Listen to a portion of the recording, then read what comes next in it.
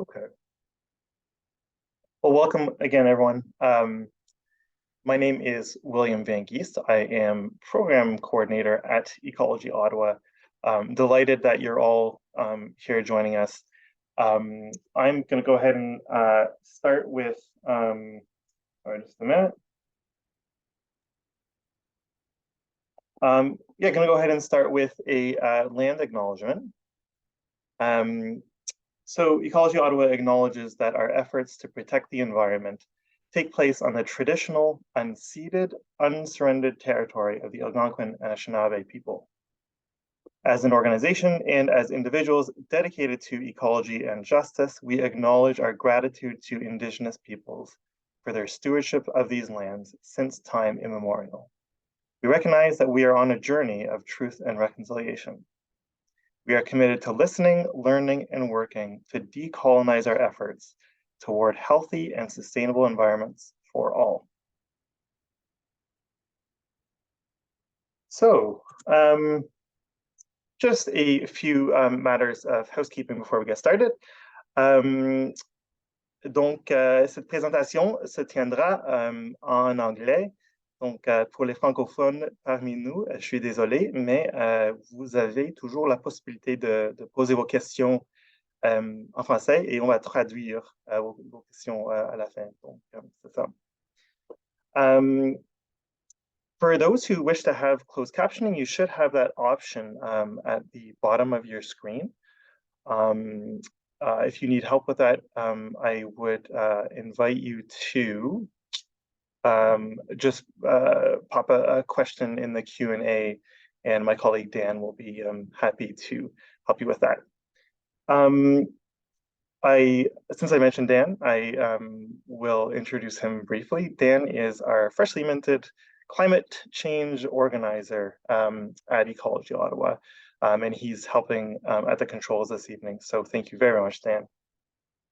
I would like to mention as well that the chat feature doesn't exist in this current format. If you have questions that you'd like to pose to our panelists, please go ahead and use the Q&A feature that's also at the bottom of your screen. And we will go ahead and compile those questions and ask them to the panelists at the end of the presentation.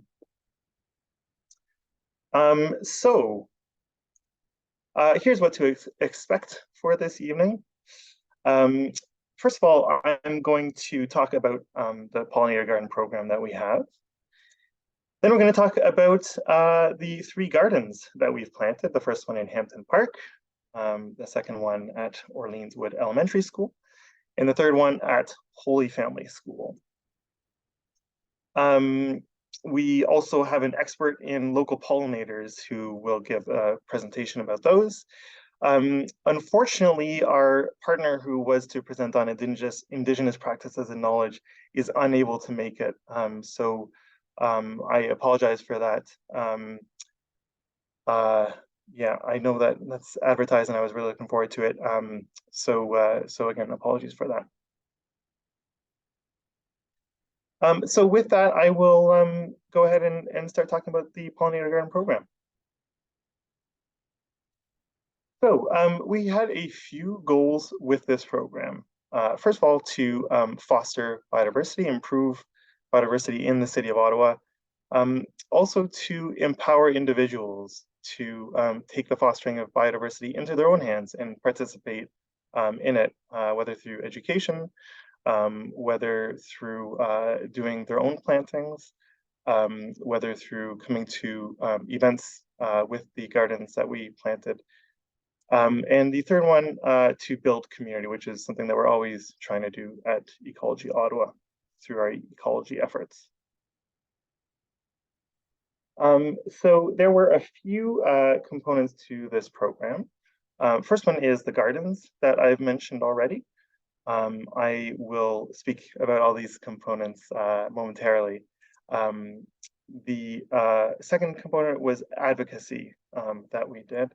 And the third was canvassing, just spreading the word about our initiatives. With respect to the first of these three components, the gardens, here are the goals again. Fostering biodiversity. So in the case of these gardens, that fostering looks like providing habitat for pollinators and providing food for them. To be sure, this is just a small drop in the bucket. Relative to how much biodiversity there is, how large the city of Ottawa is. So in terms of actually fostering biodiversity, we need to go further, which is where the empowering individuals come in. So part of the idea with these gardens is that we're inviting people to spend time at the gardens, to learn from them. So to see, what pollinators are at the gardens, what plants are planted and how they do in the given conditions, how they themselves foster biodiversity, and how folks can use those gardens as best practices to apply to their own plantings. And the way the third goal that I mentioned earlier plays out with our pollinator gardens is that these are building community. So in every case, we worked with community partners who came together and planted the gardens, planned the gardens, of course, did all the site prep. And it also was a great opportunity for us as an organization to get in touch with folks across the city of Ottawa. So there were a number of criteria that we used for selecting the gardens that we did. First one is accessibility, and that comes into play in a few different ways. First of all, they needed to be open to the public. If we are hoping to educate folks and invite them to these gardens, they need to be accessible. They need to be open to the public. We also wanted a wide distribution across the city so that folks from all parts of the city ideally would be able to see these gardens. So I've got a map that I'll show in a minute that shows exactly this distribution.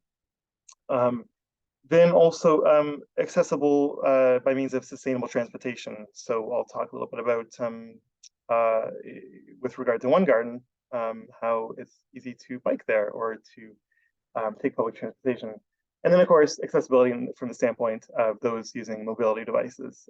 We don't want any barriers to anyone enjoying these gardens and benefiting from them. Second criterion is equity.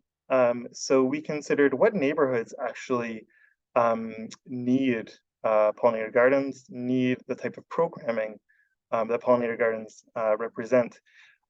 In some cases, this was by local knowledge of the neighborhoods.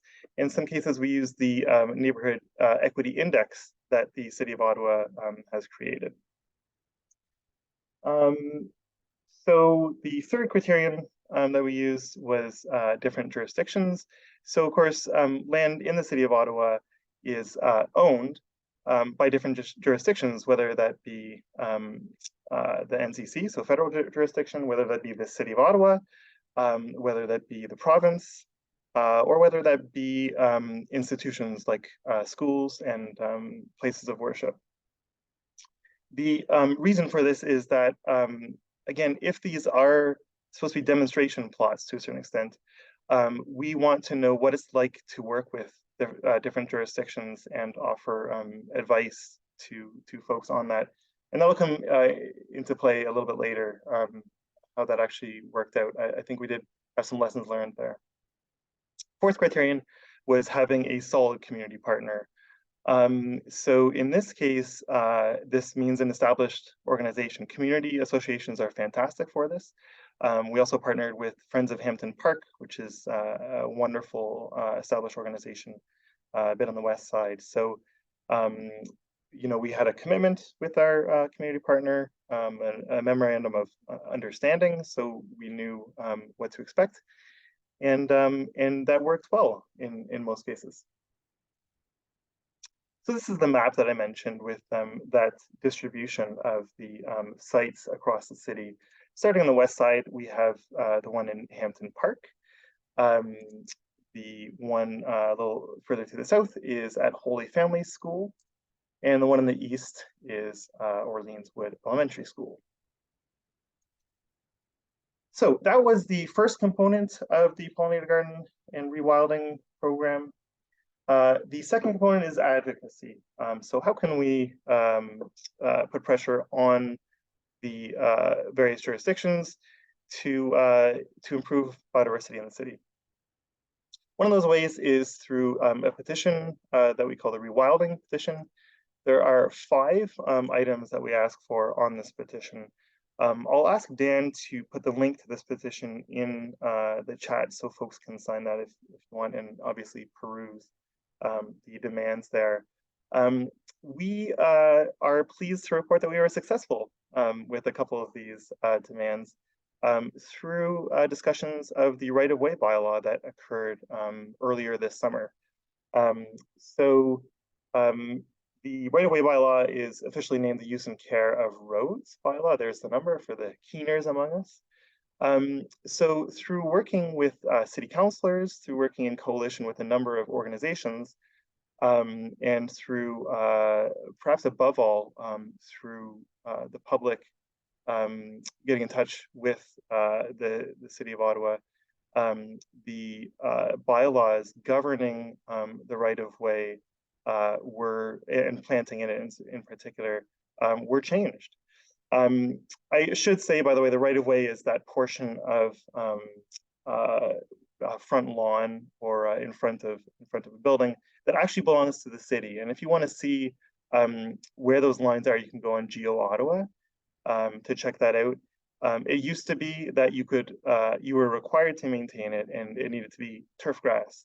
And now you can plant a variety of things, not invasive. And there's more specifications to that update, but it's great news, I think, for improving biodiversity in the city. We do have a web page with the details on that, including aspects that we're unsure of at the moment and that should be updated in the fall. The final component of the program is canvassing. That is spreading the word about the Pollinator Garden program. I should say we have already been out at various events, holding a table and offering information on the Pollinator Garden program. So you may have seen us at various markets and festivals around the city. We're also planning to do some door knocking. So one phase of that door knocking is to just go within a 15-minute walk radius of the planting sites and let people know, to go ahead and visit that garden. And again, take those practices, those lessons back from there. Then we also identified Canada as a place where we don't know enough people as an organization, but also as a place that has relatively generous land in private residences, given its relatively suburban nature, and therefore a good place to make connections with people and encourage them to plant pollinator gardens. So if you are interested in joining us on this canvassing, we'd be delighted to have you. We're planning to do that in the month of September and some of October as well. So I'll ask Dan to drop an email address at which you can contact us and join us. That should be info@ecologyottawa.ca.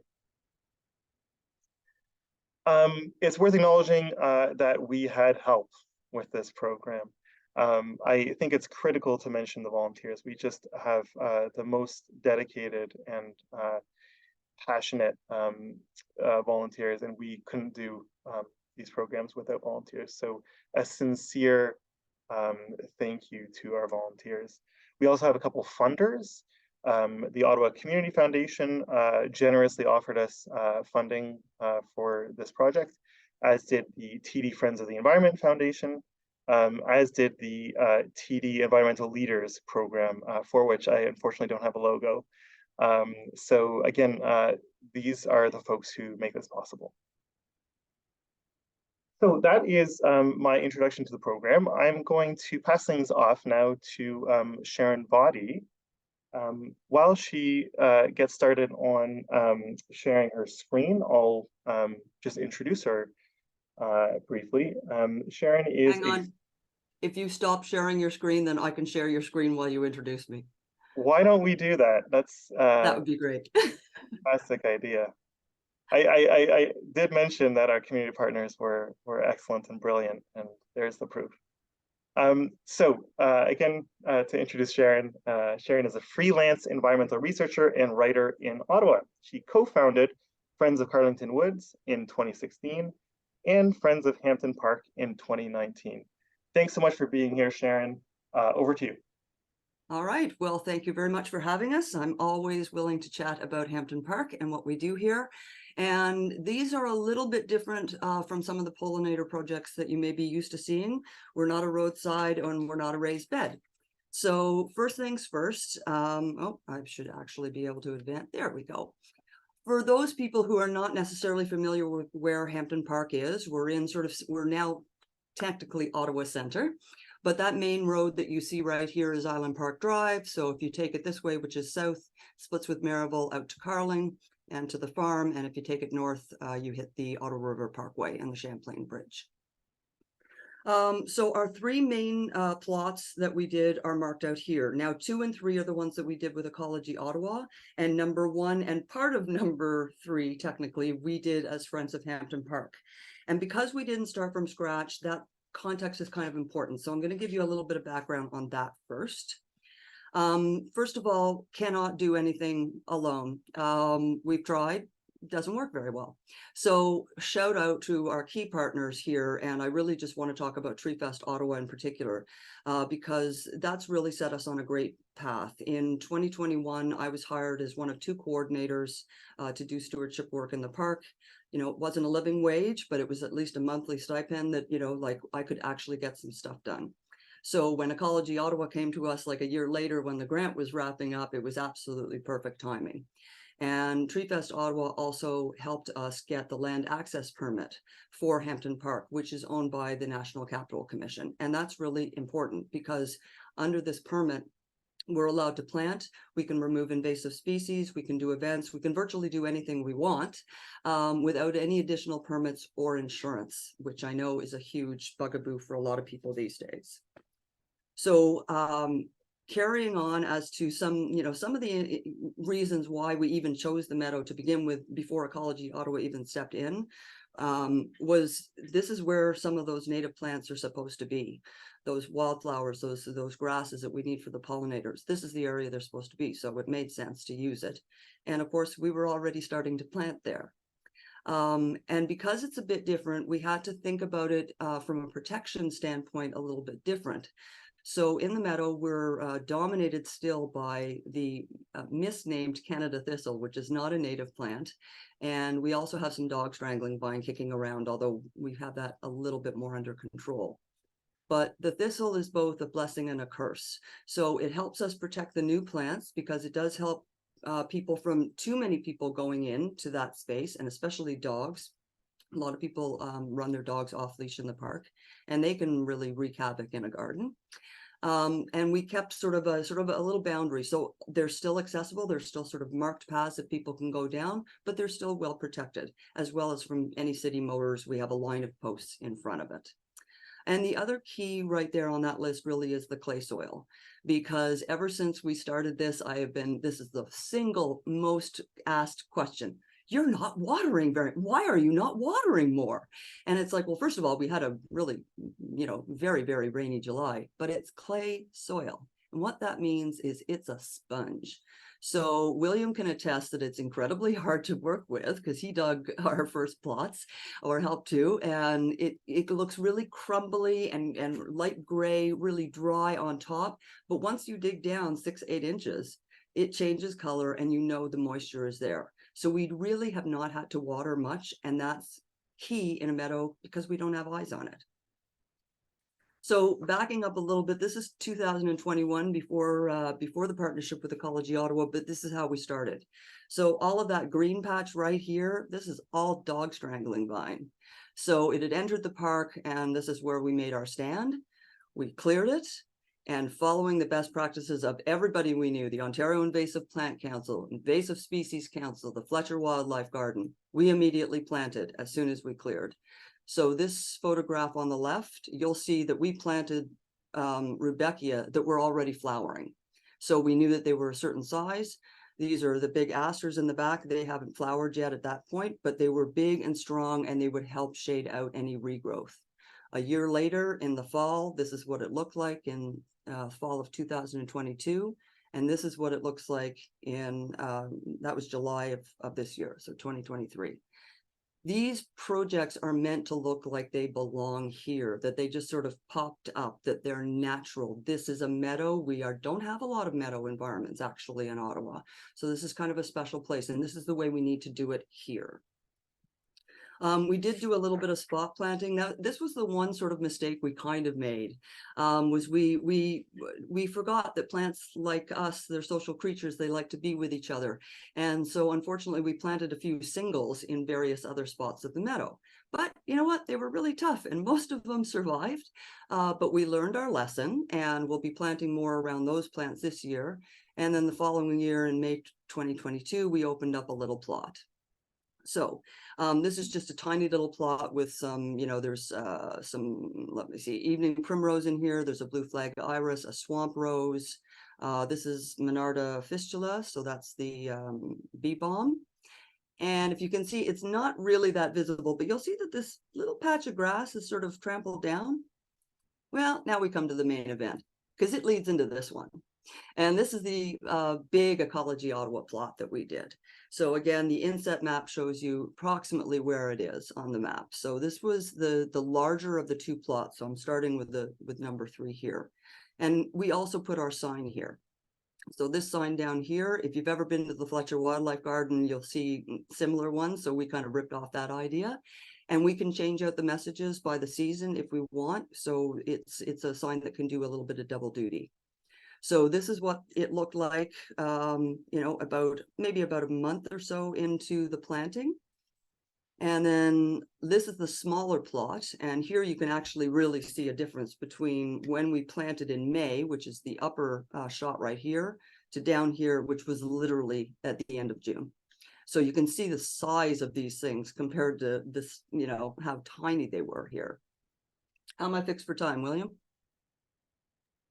Doing well. Good.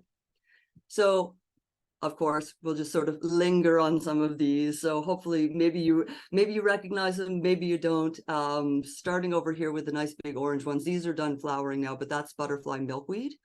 And this was one of those little single plants that we did. So when we decided to put the sign where we did, this is right behind the big sign that we have in the meadow. So we always know where it is. And it's produced pods again. So in about a month's time, I'll be able to collect those for seed. We've got cardinal flowers, of course, the rudbeckia. They do some of the heaviest lifting, and they self-seed like crazy. You may be wanting to dig them out in a few years, possibly. Again, the bee balms we got, thanks to Ecology Ottawa too, is we were able to really expand on our species list. So I would say all told, this year we probably brought in 30 new species that should be here or may have been here in the past and were extirpated. So that's exciting. So we have a nice, really healthy list of these local plants that should be here. One of the things that I was asked to really talk about was how we choose our plant species. For us, it was kind of a no-brainer. Number one, we know what the conditions are here and what can work in pretty much full sun. It does get a certain amount of shade, but it is pretty much full sun. It's reasonably dry, again, but it has the long-term storage down below. It's got to be native. That's the deal that we have with the National Capital Commission. And because it is a meadow, it should be fairly large. So we typically put in things that, are 2 feet or taller. And again, with Ecology Ottawa, now that we had our feet wet with a couple of other projects and we're kind of more mature at a more mature stage, we were also able to design more for flowering times. So not only is that great for us because we always have something to point to and have an event around, it's fantastic for pollinators because they'll have a continual source of food. And don't just, it's not just the insects in the summertime. We have a lot of overwintering birds. We have bats here. So this also presents some food sources for them as well. And certainly if we encourage more insects, our bat population will be a lot healthier. And again, if you have a budget, great, but we have definitely learned that you can beg, borrow, and steal or grow your own, and you can do it on a shoestring budget. It can be done. It's not to say you don't want to have some cash kicking around, but don't let it be a non-starter if you don't. It can really be done. Looking to the future. So when I started Friends of Hampton Park in 2019, it's like I had 2027 is the date in my head, the day I started it, because it's like this place has to look better in 2027 when it's 100 than it does today when I started. And I think it does already.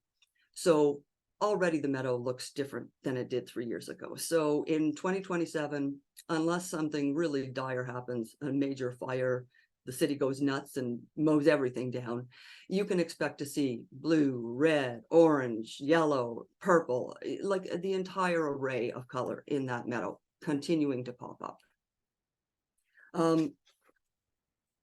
Let's see.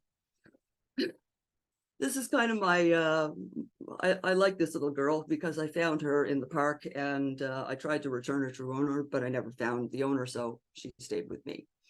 The last thing that William did ask me to talk about was how do the pollinator projects relate to our urban forest? And so much so, because every ecosystem is attached to another ecosystem, and the meadow bounds the forest. So what happens in the meadow has an impact on the forest and vice versa. And the other thing that I always talk about is the edge effect. And in our forest, we have a lot of that. And what the edge effect basically describes is that the damages that are done right on the edges of a forest, and people don't really think about it. They'll toss a cigarette butt or a piece of trash, or they'll widen a trail. They'll walk on the vegetation, and before you know it, that vegetation is gone. So that's what I mean about the edge effect. Is that gradually there's more and more damage that goes farther and farther into the forest. If you can, on the other hand, give people really beautiful things to look at and to appreciate, you can start having those more difficult conversations about watching where you step and checking your own behavior for certain things.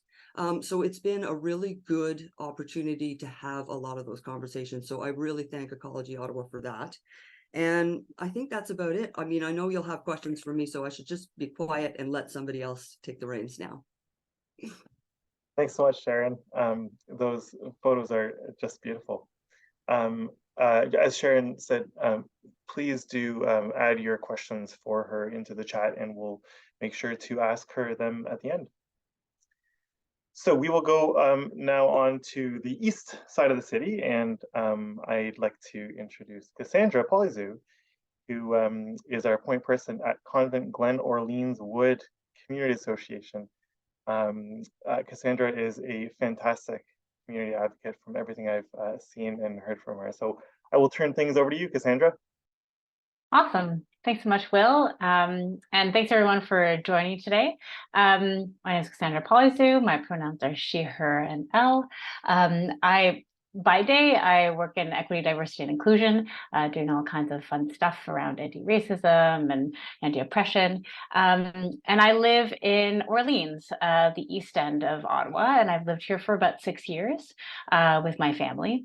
And I joined the Community Association, I guess last September, 2022, just wanting to start. I was wondering, like, where are people who are talking about environmental issues? Are we, where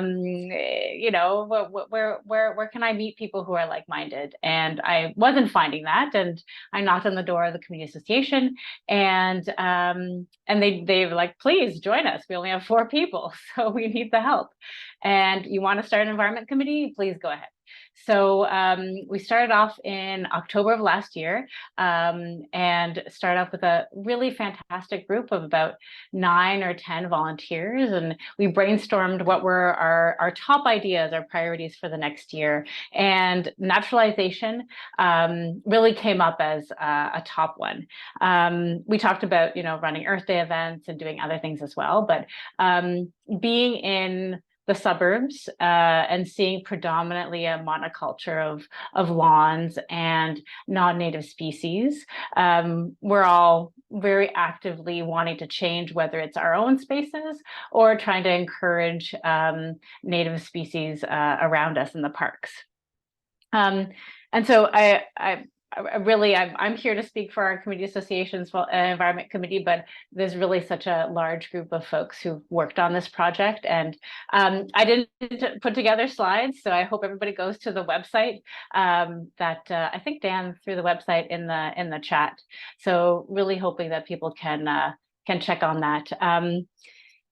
So we had about 9 volunteers, and a shout out to, I think, Jillian, Shannon, Nadia are on the call today. So how we started this off was thinking about, okay, what kind of species would we want to plant? What are some primary locations? I saw a question in the Q&A about targeting low-income areas. We were thinking about the equity. We were thinking about the accessibility of spaces and naturalizing close to a higher density areas. We talked about community gardens. So we started off kind of thinking broadly. And we did an inventory of all the parks in our catchment area in Orleans. We narrowed it down to some that we thought would be very popular, get lots of people walking through them. But one of the challenges we had, and this was after a lot of planning and designing gardens with plant species, putting together a beautiful proposal for a pollinator garden in a local city park, is that we got the door closed on us by the city. Basically, we would have to have a tremendous amount of insurance and money and loophole after loophole that we would have to jump through as a group of volunteers. And that was incredibly discouraging to us. We spent months on the planning side, and we thought we did a pretty good job.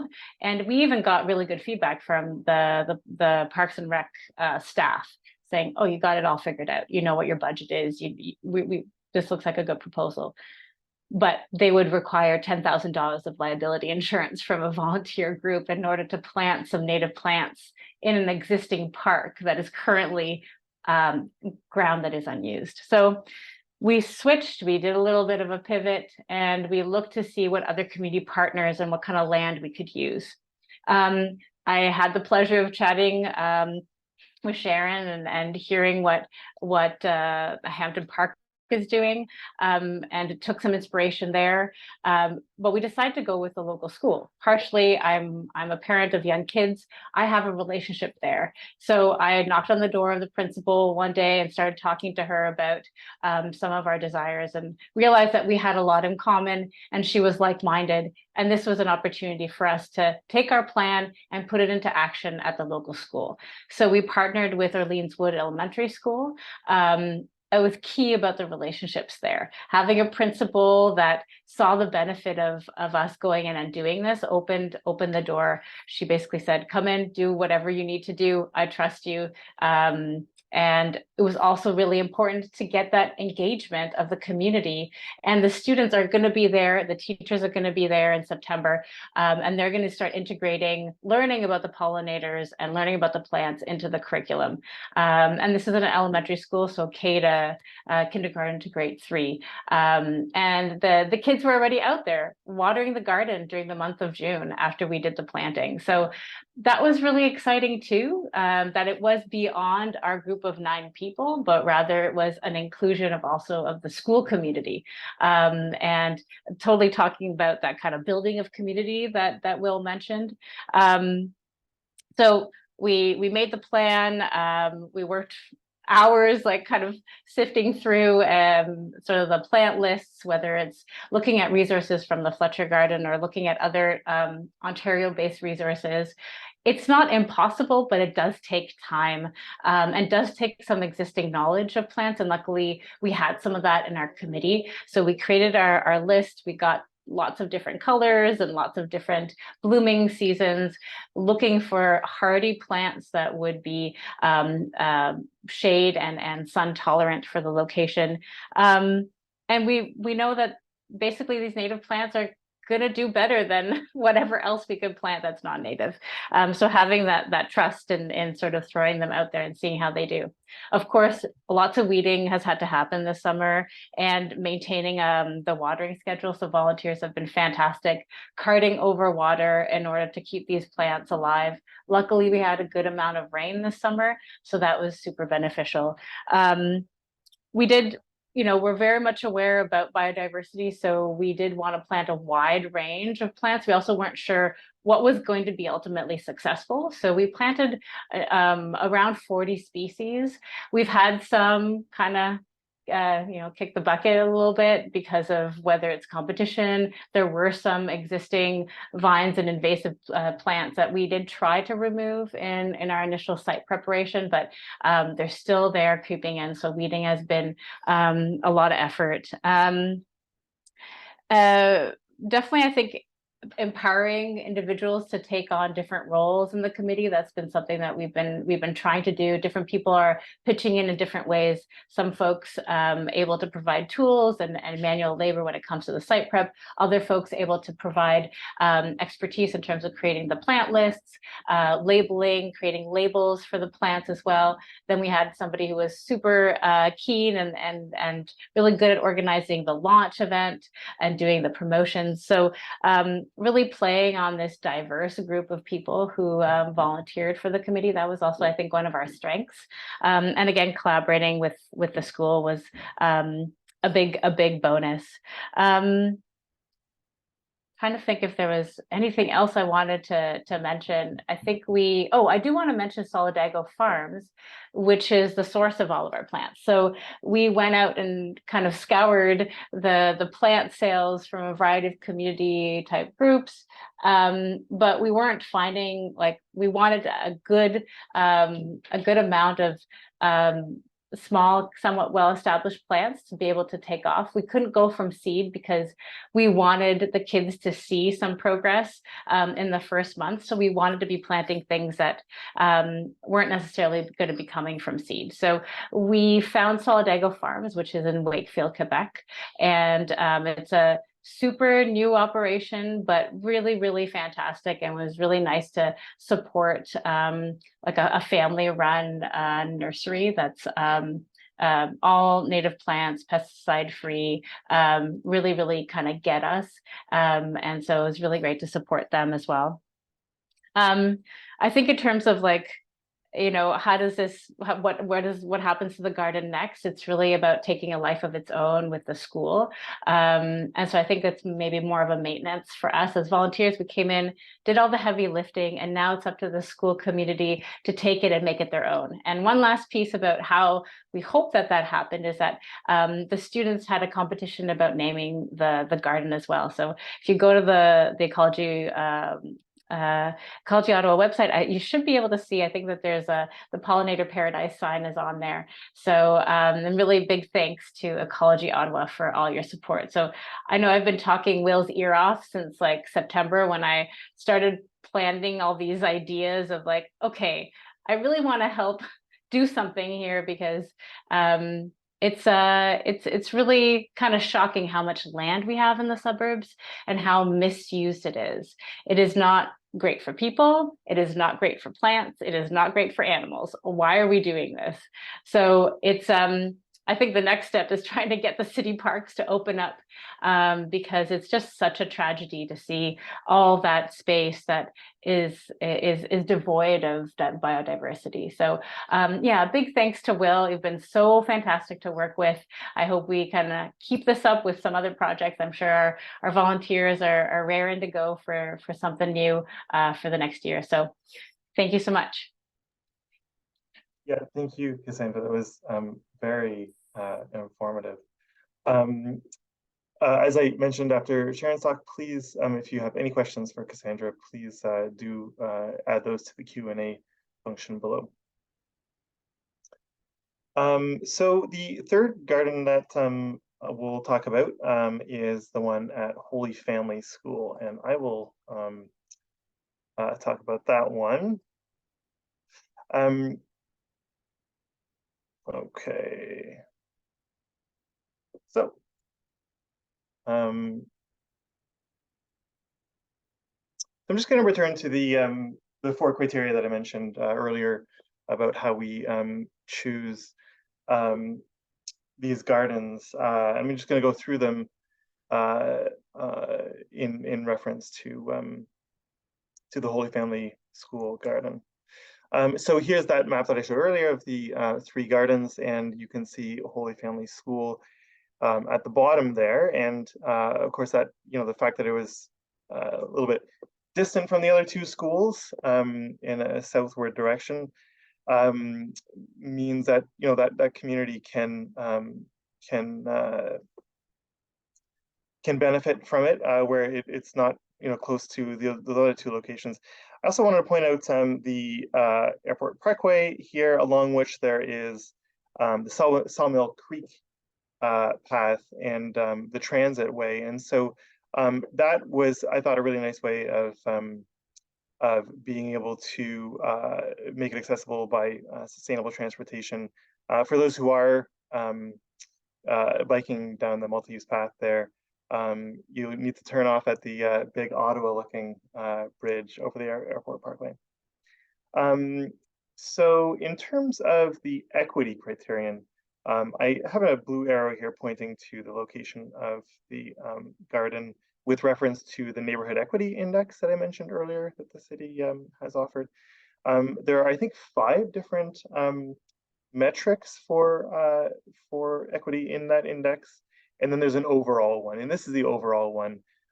So the greener areas are doing just fine, and the red areas are equity seeking, and the yellow area is in between. The light green is also heading in the direction of doing just fine. So you can see how this is close to this is in an equity deserving area and close to the large red area to the south. So we thought that made for a nice fit along the lines of that criterion. With regard to jurisdictions, I thought this was a significant point with regard to the Holy Family School garden, because we originally had lined up to augment a garden that the partner that we ended up working with, Hunt Club Community Association, had planted on city property. And similar to Cassandra, we tried to go through all the hoops that one is supposed to, and we were stymied, which was really frustrating. It just seems like it's in everyone's interest to be able to plant pollinator gardens, in place of turf grass. So despite support from a couple of folks, in particular Councillor Riley Brockington's office, we were unable to go with that plan, and so we switched to a school that the Hunt Club Community Association also had a pollinator garden already started there, just a small corner. I'll have photos of it further below. And I mentioned that just by way of saying this shouldn't be so. This is I think a potential advocacy opportunity. And then lastly, the community partner that we had was the Hunt Club Community Association, as I mentioned.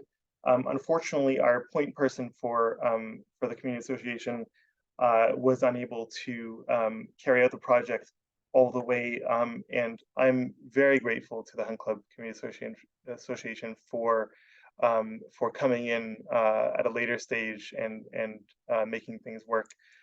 We have a representative who will say a couple words a little bit later in this presentation. So, right, let's go ahead to what just a few photos of how the project went. So here is that small patch that the Hunt Club Community Association had already planted in the location. You can see this is just going in turf grass. There's a spacious lawn here.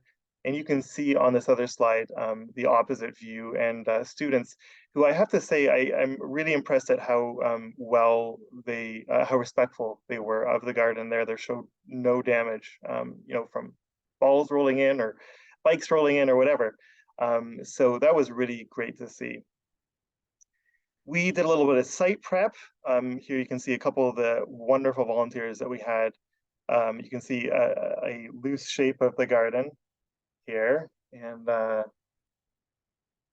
here is just sort of filling in the middle. You can see the approach that we took was turning over the sod that was there. That will become significant in a moment. Here is a little bit of soil amendment that we did.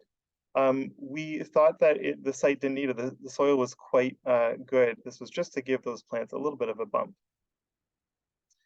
And here is us placing the plants where we think they would go best, of course, with the taller ones in the middle and the shorter ones on the outside. And then also in groupings so that pollinators, when they find one source of nectar, they'll find more of it in the same spot. We've got to, you know, make them work as little as possible. And here's us planting. We had just a great group who were really excellent at making this all happen. You'll see too that we mulched just around the base of each plant, as well as on the edges. We wanted to leave soil exposed because some pollinators rely on exposed soil for nutrients. And so at the same time, we wanted to conserve moisture and prevent weeds from coming up. So that's the rationale for the mulching practice there. Here's a list of the species that we planted there. I'll not go through that at this point. Now, here's one to chalk up for the lessons learned. So we we didn't anticipate that the grass would be as robust as it was, and it came in everywhere. So we needed to deal with that. We had a couple of volunteers that were very helpful in removing that grass, and here's the finished product there.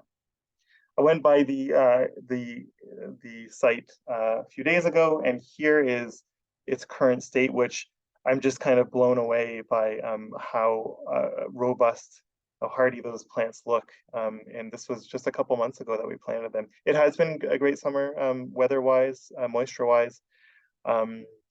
So that's that garden. I did want to again highlight these two lessons that we learned. One was the invasive grass. I haven't had grass this aggressive in other gardens that I planted, so this was one to think about and perhaps apply smothering techniques that that are common with plantings. And then the community support that we received. As I said, we needed some backup pretty quickly, and not only the community association, but the neighbors in the vicinity of this garden sprung into action, especially when watering was an issue on planting days and in the weeks thereafter. So my heartfelt thanks again to the Hunt Club Community Association. Now I did want to invite a member of the Hunt Club Community Association, Christine, if you should have a prompt to join us. If you click on that prompt, that should do the trick. Just going to stop my share for a moment.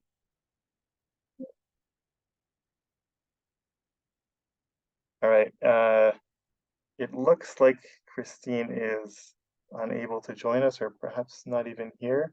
So we'll go ahead and move on. And Christine, if you can hear us and you're able to join us a little later, please do let me know. So at this point, then we'll move on to the last presentation that we have for today. I want to present to you Roisin Kierstead. Roisin is a MSc student in the lab of Dr. Jessica Forrest at the University of Ottawa. Roisin is studying the effect of forest cover loss on thermal variation and the implication for native bees. She is focusing on cavity nesting bees in agricultural lands around Ottawa, and in the long term, she wants to learn more about bee habitat and nesting and how humans can provide sufficient habitat to conserve native bee populations. Thanks so much for being here, Roisin. Over to you.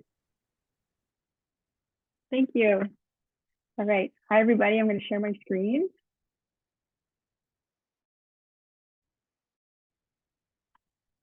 All right. So hopefully everybody can see that and they can hear me. Is that everything's good? Okay. So there. Okay. So yeah, like Will said, my name is Roisin Kierstead and I'm a master's student at the University of Ottawa. And so yeah, I study bees and wasps in farmland. But today I'm going to talk to you about Ottawa's garden pollinators and a little bit about how you can attract them to your garden. So there we go. Okay. So I want to start with what is a pollinator? So pollinators can technically be anything that pollinates. My supervisor said one time that even you can be a pollinator. However, normally when we think about pollinators, we're talking about things like the bees or butterflies. And pollinators are essential because they pollinate our wild plants and many of our garden plants and also many crops. And sorry, it's a little slow. Right. So in Ottawa, we have lots of groups of pollinators. We have butterflies, bees, and moths. And again, normally when we think about pollinators, we're thinking about butterflies or bees. But there's other things like flies, wasps, and beetles that we might not realize are actually pollinating. So flies, for example, some even look and behave like bees because they can be yellow and striped like this one. So when it's whizzing by, you might even think it's a bee. And they behave like bees because they visit flowers and drink nectar from them. And so today I'm just going to be talking about, however, butterflies, bees, and wasps a little bit. So the European honeybee is actually another pollinator that you might see in your Ottawa garden. And often when we think of bee, this is the one that we think of. However, I want to distinguish this one from the other native things I'll be talking about and local things I'll be talking about because it is not native. So European honeybees, in fact, are introduced and they can actually be pretty harmful to our other native pollinators. And that's because there are thousands of colonies in the Ottawa area and thousands of bees in each colony. And so they can overcompete or outcompete other pollinators for flowers. And they can also spread disease to native pollinators. So in terms of helping native bees, keeping honeybees or supporting those isn't necessarily a good way to save the native bees. It's fine if it's something you want to do for producing honey for yourself or as a way to make a living, but it's the native bees that need our support. And so another pollinator you might see in your gardens are bumblebees. So bumblebees are characteristics of them are being very hairy. They're bigger than other bees you might see around, so they're fairly easy to spot. They can be yellow, black, and sometimes they can have orange, like this tricolored bumblebee, or they can have red or white. And they have a large body. To attract bumblebees, they're generalist pollinators, so they're attracted to loads of things. So you can basically plant any wildflowers that are going to bloom throughout the summer and they will come to your garden. They also come out fairly early in the season. So if you have some early blooming plants or spring blooming plants, that is really a good way to support bumblebees. So next, there are all of the other bees. So when we think about bees, often what comes to mind are either the honeybees or the bumblebees, like I mentioned, but those are really just the tip of the iceberg. There's actually 4,000 species of bees in North America, probably over 4,000. And many of those look very different from bumblebees or from, where is it, honeybees. And that's because they don't have yellow or black, they have less hair than a bumblebee, they're smaller, and some might even look like wasps to us. And so that's the reason why many of us don't realize just how many bees are actually in our garden. And some of those examples of the other bees are mason bees, leafcutter bees, or sweat bees. And I'm going to talk about each of those individually.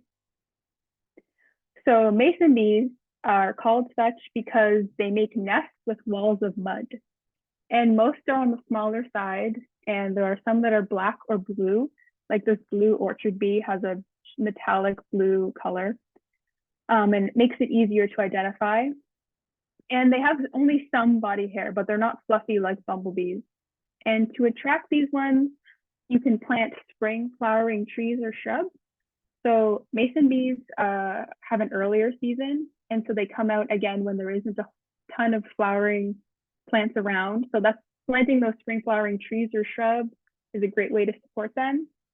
And if you also want to provide nesting habitat for them, you can leave things like dead wood or plant stems, and those great habitat for them to occupy in your garden. So the second one are the leafcutter bees. And leafcutter bees, a characteristic of them is their large jaws. And it also has to do with their name. So leafcutter bees are called this because they use those large jaws to cut out pieces of leaf and use those to build their nests. And as for size, they can be small, but are small to medium. So some, like this one in the picture, is about the size of a big housefly. So sometimes they're hard to miss. To make sure you're looking at a leafcutter bee, look for abdomen on the underside, hair on the abdomen's underside. So this arrow is pointing to that hair on the abdomen.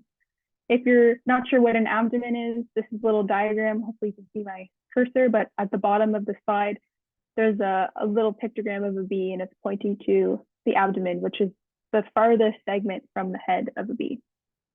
And so when you see those hairs, especially if you see those hairs covered in pollen, be pretty certain that you're looking at a leafcutter bee. The colors they come in are black to gray. And to attract these bees, you can, again, they're attracted to a whole tons of flowers. So you can plant just any wildflower that will bloom through the summer, or collections of things that are going to keep your garden blooming throughout the summer. And if you want to provide nesting habitat, again, you can leave some dead wood or plant stems for them to nest in your garden. So the last of this group of bees are the sweat bees. And they have this name because they actually drink sweat, and they might actually just land on your arm and drink sweat if you're lucky. And the reason they do this is because your sweat is actually a good source of water and salt for them. So they're on the smaller side for sure. Like this Lasioglossom is very small. So depending on what kind of rice you use, it's probably the same size or smaller than a grain of rice. And they have little hair. So again, not fuzzy like the bumblebees. You can see in this golden green sweat bee picture, you can see some fine, very small hairs all over the body, but flying around, you might not see that as a big fuzzy bee like a bumblebee. And they're interesting because they can be striped or metallic or both. Like the bicolored striped bee at the bottom right has a striped abdomen and then a shiny green thorax. And to attract these ones, once again, this is a big group of bees, sweat bees, and so some specialize on certain flowers, but many of them are attracted to, again, a wide range of plants. So if you have a garden that's growing with summer wildflowers, then they will come to your garden. If you want to provide nesting habitat, again, they nest in dead wood and also sandy soil. So some of these bees will excavate little cavities underground, and they're called ground nesting bees. And they'll basically have their nest in that sandy soil. So if you can leave some bare sandy soil, you might be providing nesting habitat for those bees. Just with reference to what William was showing before, where the garden with open soil was covered with grass, it was filled in with grass. if it's sandy-ish soil, that might help prevent the establishment of weeds covering up whatever area you're leaving for the sweat bees to come in. So now I'll just quickly talk about some butterflies. So these are a few of the butterflies you can find in Ottawa's gardens. So butterflies are a little bit different from bees because rather than building a nest and raising their young that way, they'll actually often just lay eggs directly on host plants. So if you'd like to attract these butterflies to your garden, you can basically plant the host plants that each of them is related with. So for monarchs, they're specialists to milkweed plants, like this butterfly milkweed that this one is feeding on. For viceroys, you'll need birch trees or cherry trees. And just a tip that cherry trees are great for other pollinators like bees. So it's a great reason to put them in your garden is to get bees and butterflies. If you're wondering, how do I tell the difference between monarchs and viceroys? Well, if you look at the picture of the viceroy on the hind wing, the lower wing, it has a black bar here, but this is something that monarchs don't. And monarchs sometimes can be much bigger in size. So if you see a big orange one, you could sometimes semi-confidently determine it's a monarch as opposed to a viceroy. Oops. And another two are clouded sulfurs. So clouded sulfurs host plants can be lupins or garden peas. And the black swallowtail, which is a bigger butterfly, it's closer to the size of a monarch, and their host plants are wild carrots, water hemlock, or other related plants. So the last group we'll talk about are wasps, and although they're kind of scary sometimes, wasps are really beneficial and pretty fascinating or beautiful insects. So the cuckoo wasp, for example, although it's a parasitic wasp, they're really fascinating and quite beautiful, I think. This is one that is normally a parasite of bees. So where you have bees in your garden, you might also find cuckoo wasps in your garden. And the potter wasp is actually quite a bit of beneficial insect because they prey on the larvae of other insects. And this one, for example, are the cabbage worms. And so some of you who have gardens might be familiar with cabbage worms because maybe they're eating your vegetables. So by supporting potter wasps in your garden, you might be helping to remove those pests that are eating your vegetables. So I want to talk about some simple ways to improve your garden to attract pollinators. So at this point, I've given some different plants that you can plant, but rather than hone in on individual plants for individual pollinators, these are the 3 best ways that I can recommend to attract pollinators to your garden. So the first, obviously, plant wildflowers. Native is best, but even non-native wildflowers, as long as they're not extremely invasive and will harm other populations of plants, can be supportive to pollinators. Number 2 is leave the leaves and other vegetation. So like I was saying, dead plant stems or leaves or dead wood are all things that pollinators can nest in, and by leaving them, you're providing habitat for pollinators. And number 3 is no pesticides. I think this one is pretty self-explanatory. Pesticides are very harmful to most insects, and none is better than a little bit, and that's because even small amounts can be taken back to a nest or a colony and can be very detrimental to the colony. So try and limit it as much as possible. So maybe you're thinking, oh, how can I do this? How can I achieve this in my garden?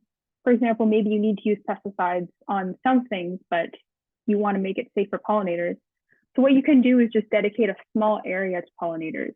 So for example, you could have a tree stump that you leave and you avoid spraying it with pesticides. That way it can be great habitat for bees to nest in or other pollinators to nest in.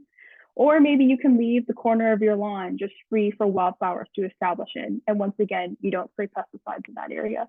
So that's a great way to create a pollinator-friendly environment without totally changing your whole garden.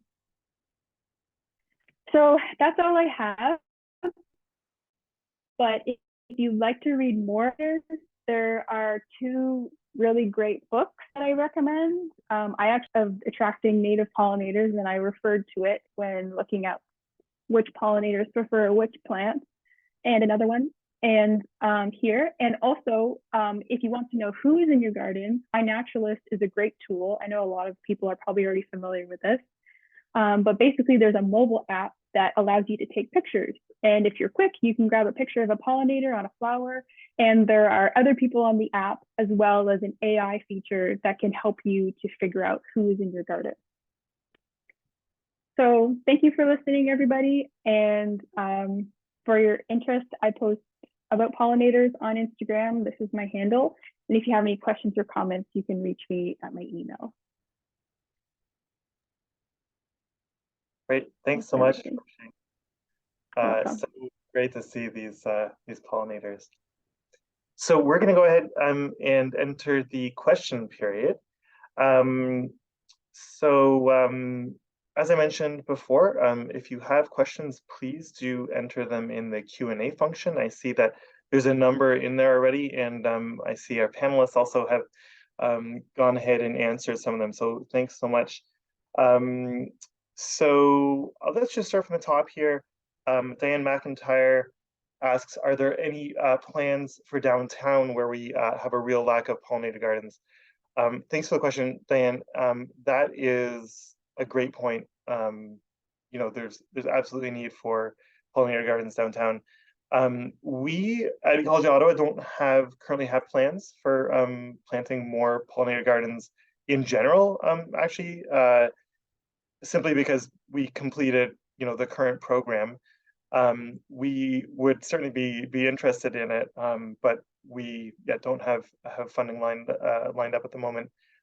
We strongly encourage you to get in touch with either our community partners on the call this evening, or your community association, environmental committee or green space committee, or whichever, you know, however that breaks down, and take some action that way. Sharon. I just wanted to make a shout out because it is downtown. The Frank Street Pollinator Garden is absolutely fantastic. So do yourself a favor and go and check that one out. Yeah, there's at least a Frank Street. I want to say there might be a couple more. I know there are community gardens certainly downtown. One on Laurier and just west of Bay, I think, and another one just off of Kent, I think, and around Lisgar. But yeah, we could always use a lot more, frankly. Great. Are there plans to install any gardens in low-income areas? A question from Silma Adele. Thanks for that question as well, Silma Adele. Like I mentioned, we don't have any plans for pollinator gardens in the near future. We have an interesting project that we're applying for in the near future, but I can't make any promises because we just don't know where the funding is. I don't know if any of the panelists know of any initiatives in low-income areas at the moment. Yeah, Sharon? Well, I mean, we're very close to Carlington in River Ward, and the neighborhood, you know, equity index does, you know, like there are pockets of Carlington which are underserved, even despite the fact that they're on green space. That a lot of kids just don't go there. There's some safety issues, but we have 2 pollinator gardens. They basically bookend the woods. So something like that you can go and take a look at as well. And so yeah, they're fairly modest, and we got a lot of work done with kids at those 2. So they were like almost school projects. Thanks, Sharon. Any other panelists? Another question for Sharon. I was wondering about the grants from Nadia Ouellette. I was wondering about the grant that was given to Hampton Park in which you didn't need to have insurance. Is this still available so that other organizations can plant on city property? Oh, okay. So sorry if that wasn't clear. The grant and the insurance are 2 different things. So the grant came from Infrastructure Canada. It had nothing to do with insurance. Because Tree Fest Ottawa was a registered group and the 2 friends groups were not. We're a very loose organization. We don't even have committees. So we just do stuff, right? The NCC, even though they had been working with us, they felt more comfortable having Tree Fest sign the permit. We were co-applicants with them, but Tree Fest, you know, they signed on the dotted line. And so it may be an interesting situation with Hampton. I think we may be a bit of an exception to the rule because of the way we've been working with the NCC. So it may not be standard across all of their territory. So I'm sorry if that wasn't clear, but the grant and the permit are not, yeah, they're separate things. Thanks, Sharon. Next, we have a question from an anonymous attendee. This is a question that I had as well. I believe it's for Roisin. What are some of the most at-risk slash vulnerable native pollinator species? Yeah, that's a good question. There's definitely lots of bumblebees that are at risk or in decline that you hear about. And there's other bees that are, I would say, at risk for the fact that they are specialist bees because they might specialize on a certain plant, especially if it's like if they specialize on the wildflowers, a certain wildflower that's being removed as habitat is removed. But yeah, I think the one that stands out the most are bumblebees, and then for things apart from bees, monarchs are experiencing population decline. In some areas it's doing better, but it seems to be like generally there's concern for monarch populations. And yeah, those are the ones that come to mind. Thanks, Roisin. Can you recommend like a resource? Is there a sort of central resource where folks can find out more about endangered and threatened species? Yeah, definitely. There's the Xerces Society is so it's spelled XERCES, and it's a website. It's kind of like I think it's US based website, but a lot of the species that they are communicating about are part of Canada and our region as well. And yeah, they have they've got some good events too, like speakers and posters and yeah, about pollinators and ones that are at risk. Great, thank you. Do you mind putting a link to that Yeah. in the chat? Yeah, I can go find the website. Thanks so much. Yeah. Question next from Lynn P, who says, the Ottawa South Eco Action Network is interested to work with Ecology Ottawa and other community and environmental groups to advocate with the city for native planting on city property. Is there interest in other groups, especially folks like those here who have planted a garden or tried to get together this fall to compare notes and make a plan? Thanks so much, Lynn, for the question. A little bit of context that I should provide with respect to planting on city property, particularly like parks. So not, for example, right-of-ways. So with regard to parks, the city did mention that they aren't approving any requests for plantings in city parks for the reason that they're devoting the resources to streamlining the process for applying for permits. So, so getting any permission this year is out of the question. I know that wasn't quite your question, but I think it's important to note. And in addition, we should expect a better process for applying for that permission next year. To answer your question more pointedly, I would be curious, I guess, to know what sort of advocacy you have in mind, and I'd be happy to chat with you about opportunities. If other groups are interested in planting a garden this fall, maybe folks could contact the Ottawa South Eco Action Network, OSEAN, and perhaps join forces. Anything else that the panelists would like to add? I've been having some informal discussions with a few people about getting together and strategizing from a pollinator's perspective. So we may be doing something like that in the fall, after all of our planting projects are done and we can, finally sit down and take a breath. So that may be feeding into what Ocean's talking about here. I think the more that we all talk and the more that we're doing, the less we're going to reinvent the wheel. That's certainly my, it's one of the reasons I'm here is like, I don't want people having to go through what we did, jumping through hoops that you ultimately didn't have to jump through. So, yeah. So Yeah. I'm open to anything like that. Thanks, Sharon. Cassandra? You have something to add? Yeah, definitely. I know our group would be keen on expanding this beyond the schools and getting into city parks. So yeah, I can see Lynn's posted another tip. So it's been yeah, any kind of like collaboration and coming together that we can do would be fantastic. We really want to also try to mobilize in the East End. We really are finding some folks engage, but not a ton. And so would like to find ways to get people to realize the need that we have here. So yeah, any work with others that we can do would be fantastic. Yeah, I will mention two other things on these points. One is as far as any advocacy goes, any, for example, complaints anyone might have with regard to how the city runs its shop, I would strongly encourage you to get in touch with your counselor and just start that conversation. They need to know what people are trying to do and prevent it from doing.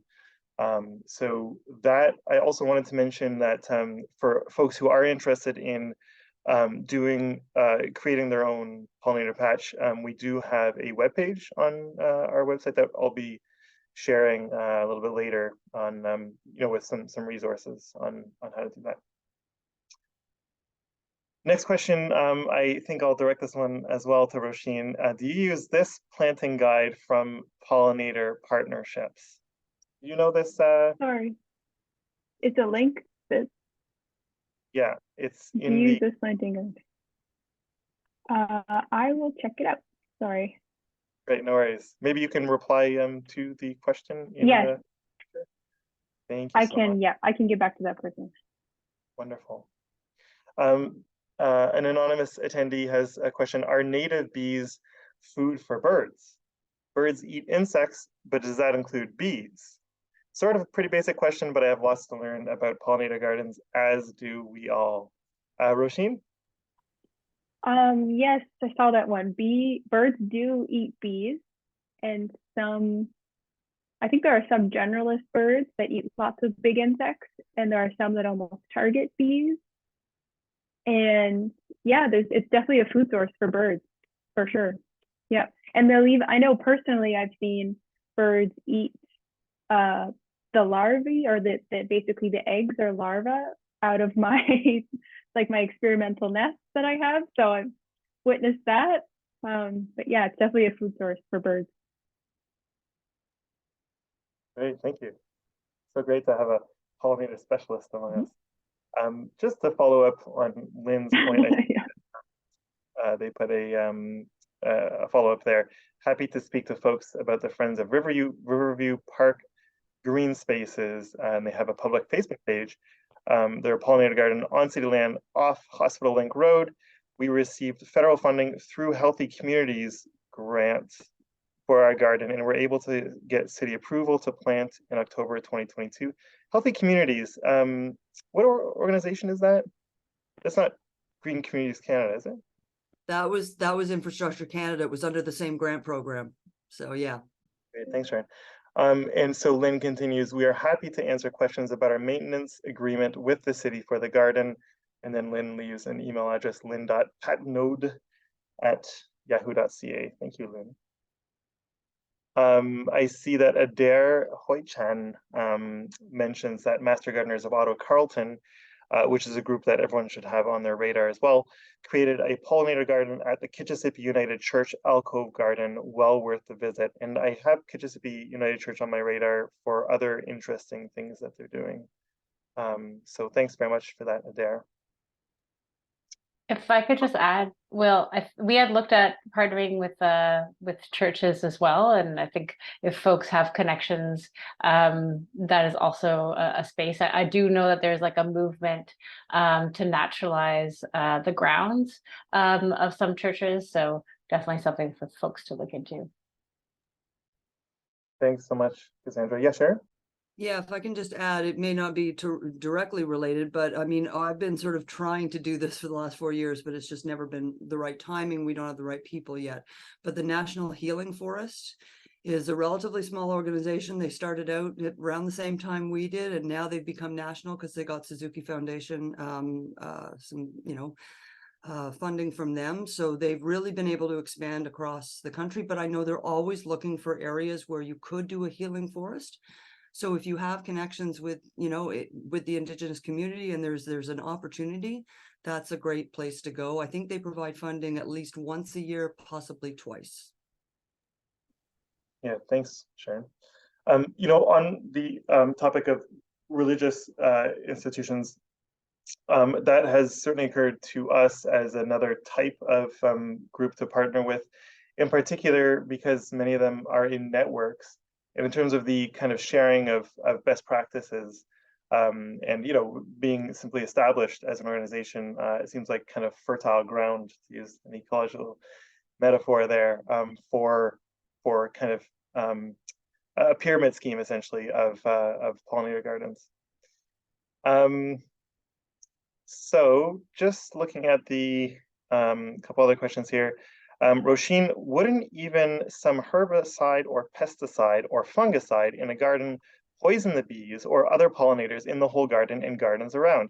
I worry about the so-called eco-friendly pesticides put onto gardens and lawns in the neighborhood, particularly for the vegetable gardens.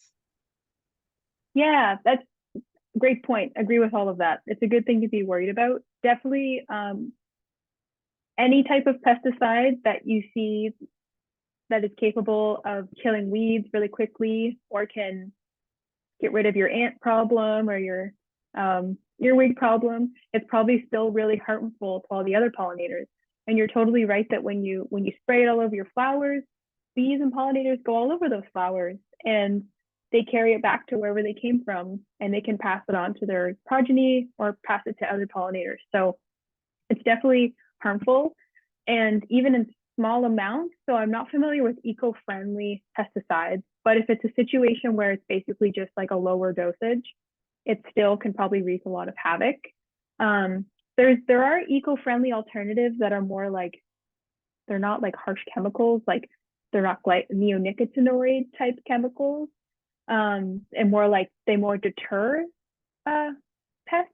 So like I think citric acid is one that I'm not positive, it definitely should be fact checked. So, but things that just deter pests rather than killing them instantly are probably easier on pollinators.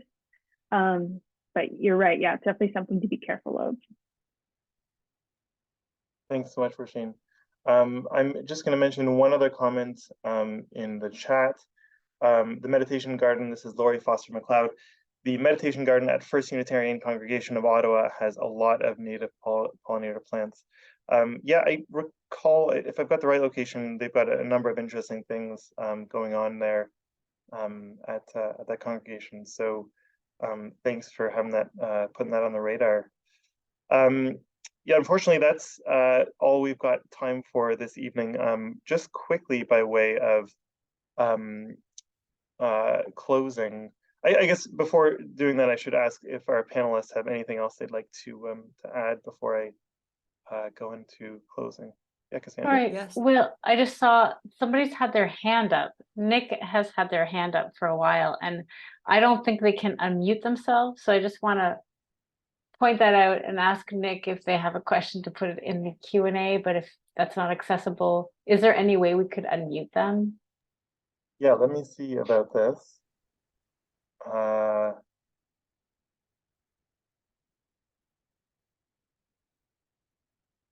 Okay, Nick, you should have a prompt to speak.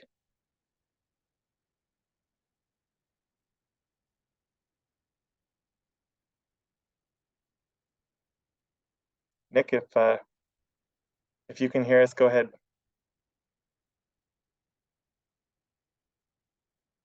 Oh, Okay. sorry, maybe it was an accident that they had their Good. hand.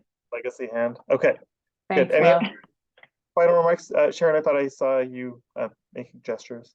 Yeah, just a shout out if anybody does want to plant this Saturday, Highland Park entrance, Hampton Park, 10 a.m. to 2. So if you can't make it at 10, you can find us.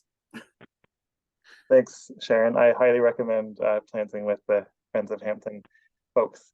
So where do we go from here is the question.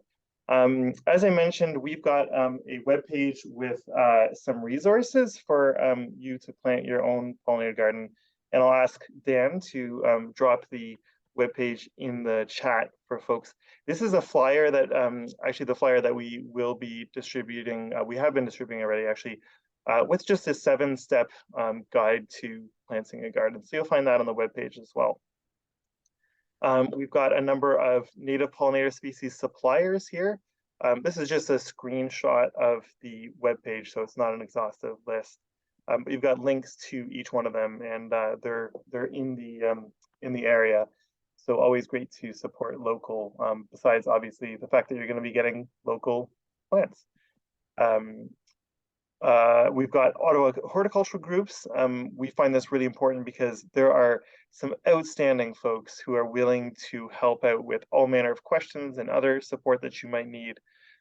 So do go through that list and see if you can find one that suits you. Then we've got some pollinator garden initiatives, many of which go much broader than simply Ottawa, which is a great way of tapping into other expertise and other folks who really know what they're doing and share best practices that way.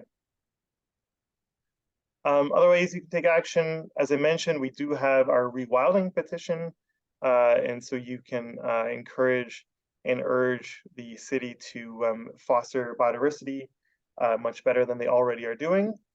And there is, of course, plenty of room for improvement there. And you can subscribe to our newsletter as well to find out other opportunities as they arise. And I think Dan will be putting the newsletter in the chat as well. That's all we have for this evening. I want to thank very much our panelists for joining us and for all their excellent work on these gardens. Thank you so much to everyone who's attended. Thanks so much, Dan, for running logistics. Thank you to the volunteers again, who you know, on whom programs like this depend.